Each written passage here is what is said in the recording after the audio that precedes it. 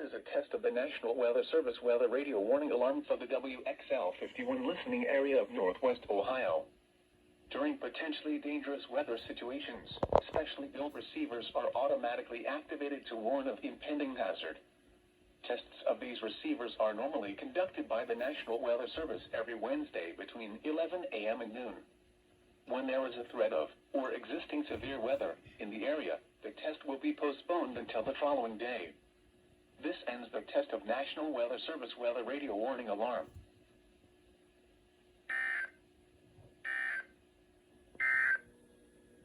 The forecast for